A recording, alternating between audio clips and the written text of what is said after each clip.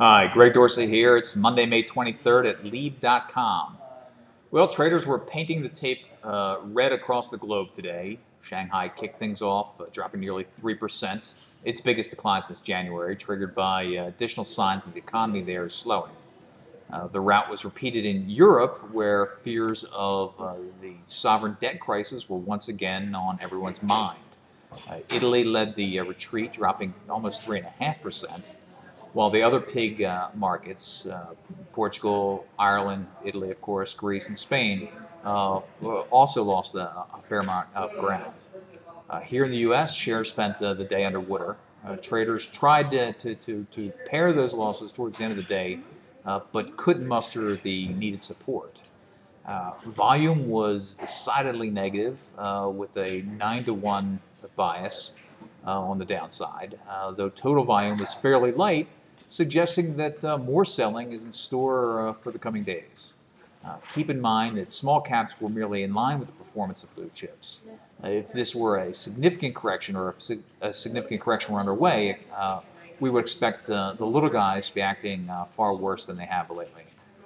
That said, we're around 1320 or so on the S&P 500 right now, and a decline to 1300, if not 1280, seems likely. And while we don't see stocks falling out of bed, we don't see them taking off either. We would encourage you to take a look at a long-term chart of the S&P. A quick glance at the weekly or monthly chart dating back to 1999 reveals tremendous overhead resistance in the 1350, 1370 area. We'll need a much better profit outlook and probably several repeated attempts to get through that congestion on the upside. For now, we are working on the assumption that we're in a trading range with a near-term downward bias. The retreat from risk assets today wasn't limited to just equities. Many commodities took it on the chin as well, with crude oil off 2%.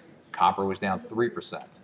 But it is worth noting that silver was essentially flat, while gold tacked on about 0.5%. The U.S. dollar gained ground, but that was mostly at the expense of the euro. Now, in addition to news from Europe, there'll be plenty of economic data out this week with the potential to move the markets one way or another, including durable goods, oil inventories, jobless claims, revised GDP for the first quarter, and then on Friday, personal consumption and expenditures. So stop by again. We'll keep you updated on what's going on.